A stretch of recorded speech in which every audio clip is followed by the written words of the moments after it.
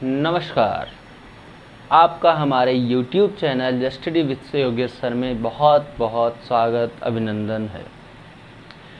आज का जो हमारा भौतिक विज्ञान का अगला टॉपिक होने वाला है वो है बहुत ही इम्पोर्टेंट, जो है किरचॉफ का नियम।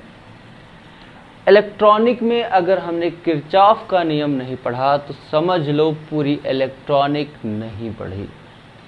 ये परीक्षा की भी दृष्टि से इतना इम्पॉर्टेंट क्वेश्चन होता है कि पूछो ना। लेकिन हम इस चैनल पे इस बात को लेकर आगे बढ़ें। यदि आप चैनल पे नए हैं तो चैनल को सब्सक्राइब करें और बेल आइकन को प्रेस करें। चलते हैं, बात करते हैं किरचॉफ के नियम की। किरचॉफ का जो नियम था वो धारा से और बैटरी के विद्युत वाहक बल से रिलेटिव था, जिससे इन्होंने दो नियम दे रखे थे। पहला नियम था संधि का नियम। पहला नियम था संधि का नियम। आइए सुनते हैं संधि के नियम में इन्होंने क्या बात बताई।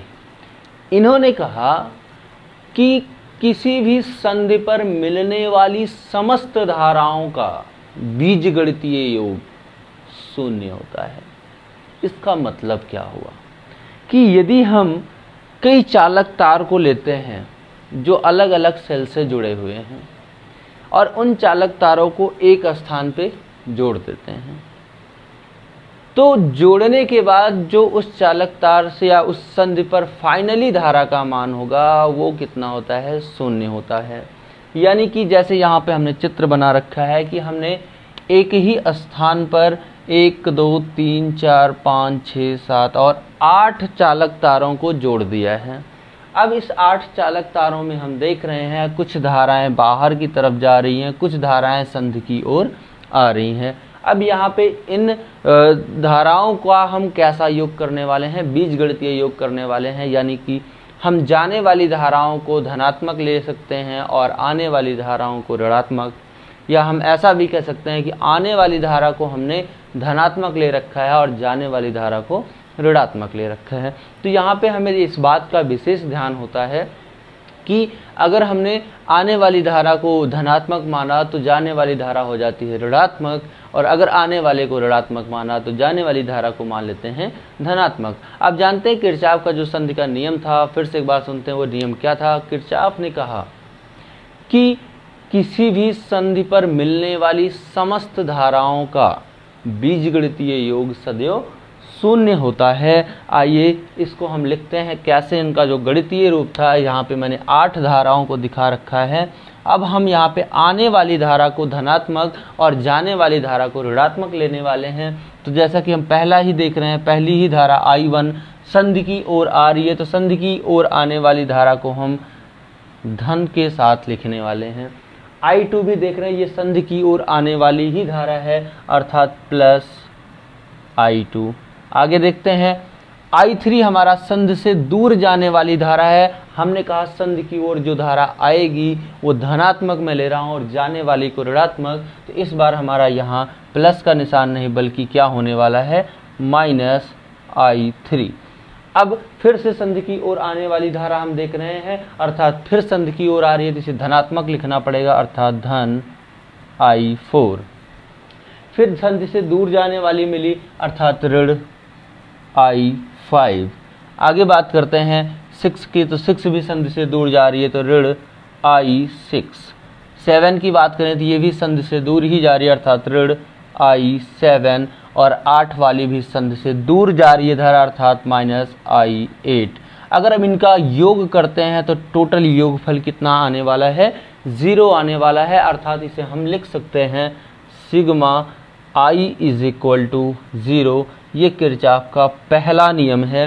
फिर से याद कर लो कि किसी संधि पर मिलने वाली समस्त धाराओं का बीजगणितीय योग सदैव शून्य होता है। यदि हमने संधि की ओर आने वाली धारा को धनात्मक लिया है तो जाने वाली को हमें ऋणात्मक लेना पड़ेगा। आप स्वतंत्र हैं कि आने वाली को धनात्मक या जाने वाली को धनात्मक लेना चाहते हैं, लेकिन इतना ध्यान रखना है कि अगर आपने एक को पॉजिटिव लिया तो दूसरे को नेगेटिव लेना है। आई थिंक आपको ये बात अच्छे से कंफर्म हो गई होगी। चलते हैं दूसरा नियम, जो सबसे इम्पॉर्टेंट नियम है, जिसे हम कहते हैं बंद पास का नियम।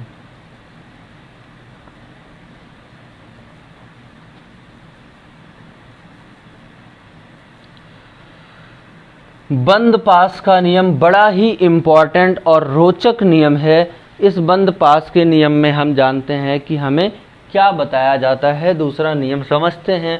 बहुत ही अच्छा और उपयोगी आंकिक प्रश्नों में इनका बड़ा ही योगदान होता है। हमने मान लिया कि हमारे पास 3 रेजिस्टेंस थे, R1, R2 और R3, और यहाँ पे 2 सेल जुड़े हुए हैं इस परिपथ में। एक का विद्युत वाहक बल E1 है, दूसरे का विद्युत वाहक बल E2 है, तथा E1 से निकलने वाली धारा I1 तथा I2 से निकलने वाली धारा E2 से निकलने वाली धारा I2 है।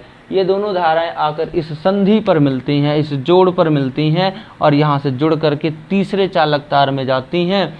I2 धारा अपने मार्ग से होकर अपने सेल में जाती है, और I1 धारा अपने मार्ग से होकर अपने सेल में जाकर के इस तरह ये परिपथ पूर्ण होता है।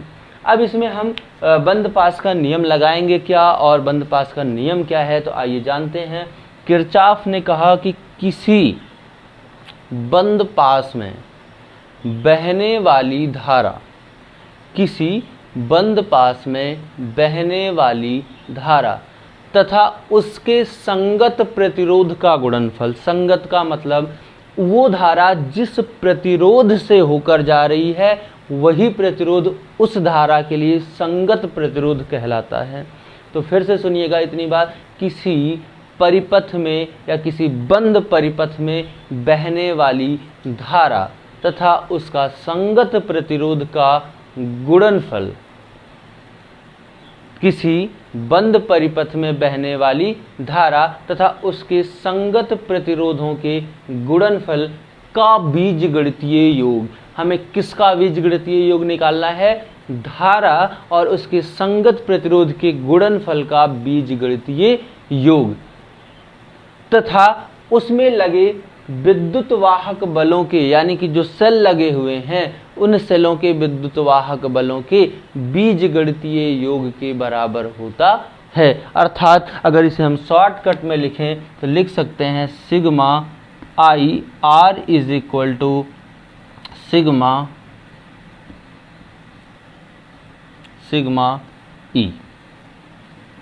अर्थात आप इस सूत्र से इस बात को बहुत अच्छे से समझ सकते हैं कि इसका मतलब क्या है। एक बार फिर से हम आपको समझाते हैं, फिर चित्र के माध्यम से उसको एकदम बेसिक तरीके से आपको बताएंगे, लेकिन एक बार इनकी डेफिनेशन, इनका कहना मान लेते हैं। इन्होंने बात क्या कही?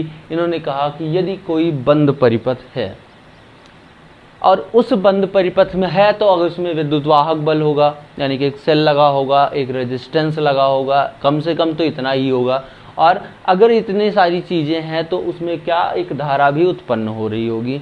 ऐसी स्थिति में क्या होता है कि उस सेल में हो सकता है कि 2 या 2 से ज़्यादा सेल लगे हों, और रेजिस्टेंस भी यानी कि प्रतिरोध भी 2 से ज़्यादा हो सकते हैं।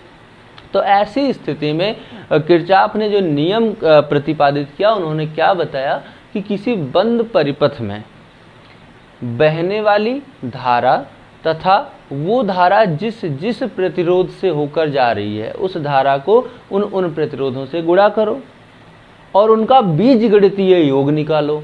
बीजगणितीय योग निकालने के बाद आप सेलों के जितने भी सेल उसमें लगे हैं उन सभी सेलों के विद्युत वाहक बलों का भी बीजगणितीय योग निकालो। यानी कि सही दिशा में जुड़े हैं तो धन के साथ जुड़ेंगे सभी विद्युत वाहक बल, अगर विपरीत जुड़े हैं तो वो ऋण के साथ जुड़ेंगे।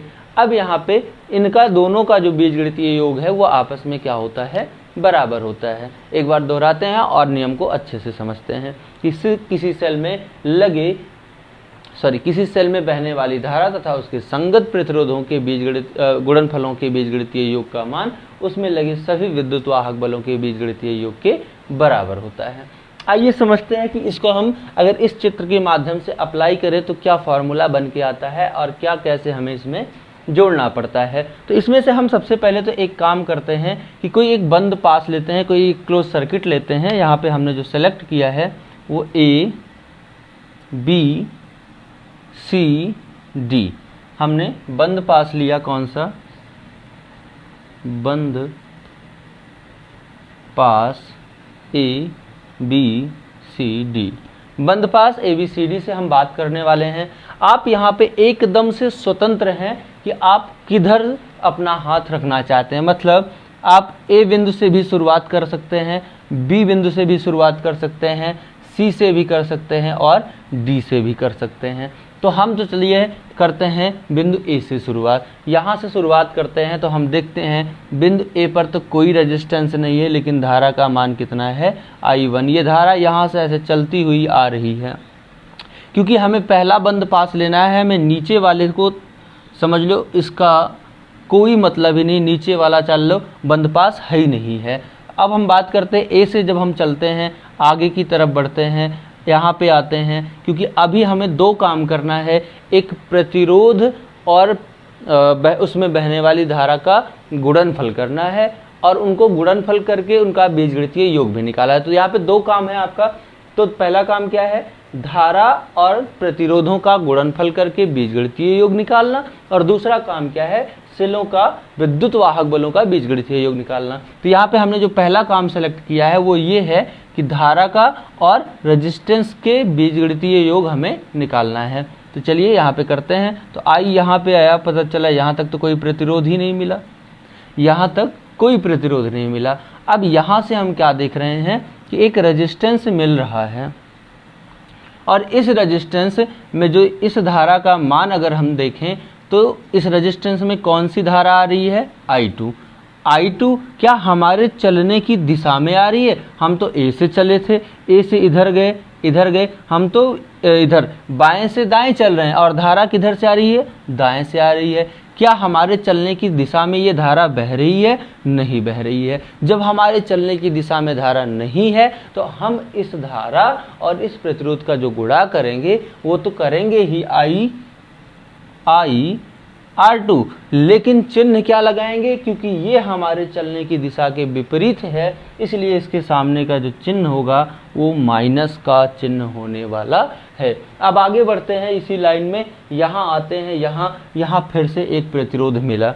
इस प्रतिरोध में हमने देखा कि हम यहाँ से चले थे, इधर गए, तो इस प्रतिरोध में तो धारा विपरीत दिशा में हमारे चलने की थी, लेकिन इस प्रतिरोध में धारा की दिशा हमारे चलने की दिशा में ही है, क्योंकि हम यहाँ से चले, यहाँ पहुँचे, यहाँ, अब यहाँ से चलेंगे यहाँ वापस। तो यहाँ पे देख रहे हैं धारा की दिशा वही है जो हमारे चलने की दिशा है, अर्थात इस बार धारा और प्रतिरोध का जो गुणनफल होगा इस बार पॉजिटिव होने वाला है। I यहाँ पे पहले कितना था, I2 था, और ये हो जाएगा, इसमें कितनी धारा है, I1 × R1।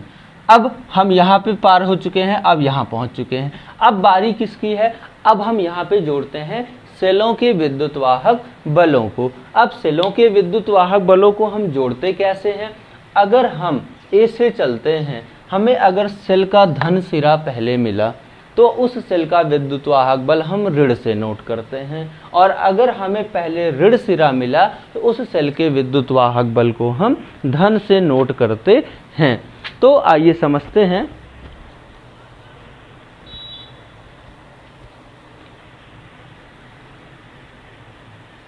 चलिए तो मैंने क्या बताया, फिर से हम वहीं से चलते। इतना ध्यान रखना, इतनी गलती आपको नहीं करनी है कि आप जिस बंद पास में पहली बार जहां से चलना स्टार्ट किया था वहीं से आपको दोबारा भी चलना है। तो ए से अगर हम चलते हैं तो हमें यहाँ पे सेल का कौन सा सिरा पहले मिलता है, धन सिरा, फिर बाद में कौन सा मिलता है, ऋण सिरा, क्योंकि बड़ा वाला जो प्लेट बड़ी वाली होती है वो धन मानी जाती है और छोटी वाली जो होती है वो ऋण मानी जाती है। तो हम यहाँ से ए से चले, पहले हमें धन मिल गया, यानी कि ये मान जो बराबर होगा वो E2 पहले मिला लेकिन धन मिला, इसलिए माइनस चिन्ह लगाएंगे। आगे बढ़ते हैं, सी पर आया कोई सेल नहीं, डी पर आया कोई सेल नहीं। जब डी से ए तक आने लगे तो डी से ए तक आने में पहले हमें ऋण मिला और फिर कौन मिल गया, धन मिला, और यहाँ पे ये ऋण से धन जाने पर हम पॉजिटिव लेते हैं विद्युत वाहक बल, अर्थात E1। इसे हम ठीक से लिखें तो ये हो जाता है I1 R1 minus I2 R2 is equal to E1 minus E2। ये हो जाता है पहला समीकरण। अब हम इस चालक तार को यहाँ से जोड़ देते हैं। अब ये हमारा दूसरा बंद पास तैयार होता है। ABCD हो चुका था, ये होता है E और ये होता है F। अब हम बात करेंगे दूसरे बंद पास से, यहाँ पे लिख लेते हैं दूसरे बंद पास में। दूसरे बंद पास में आइए देखते हैं क्या होने वाला है। आइए हम कहीं भी कोई एक बिंदु सेलेक्ट कर सकते हैं जहां से हम चलना चाहते हैं।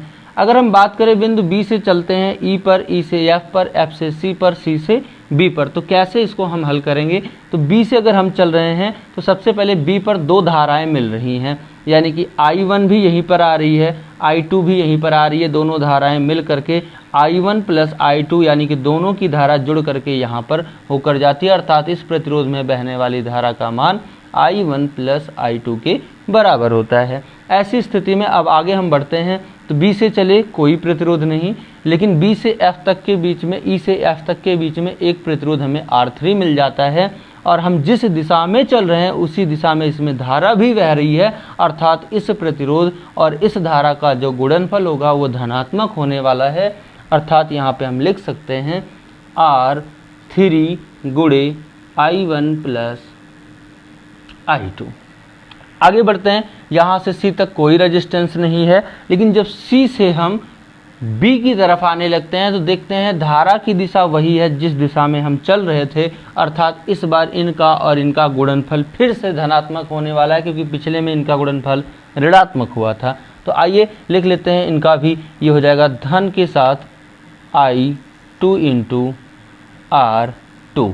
आगे बढ़ते हैं, यहाँ तक अब दूसरा कोई और रेजिस्टेंस नहीं है, तो मैंने इस बंद पास के भीतर धारा और उसके संगत प्रतिरोधों का गुणनफल किया और उनका बीजगणितीय योग किया। अब ये योगफल किसके बराबर होगा, इस दूसरे बंद पास में, यहाँ से लेकर ये यहाँ तक, ये जो दूसरा बंद पास है इसमें लगे सभी विद्युत वाहक बलों का बीजगणितीय योग निकालेंगे। तो चलिए यहाँ से चलते हैं, कोई सेल नहीं, कोई सेल नहीं, कोई सेल नहीं, लेकिन एक सेल यहाँ मिला और किधर से किधर, ऋण से धन की तरफ हम जा रहे हैं, इसलिए इस बार ये पॉजिटिव होने वाला है, अर्थात दूसरा समीकरण हमें यहाँ पर ये मिल जाता है। इस प्रकार हम किरचॉफ के नियम को समझ सकते हैं और इसी आधार पर हम किरचॉफ के नियम पर आधारित आंकिक प्रश्नों को सुगमता से हल कर सकते हैं।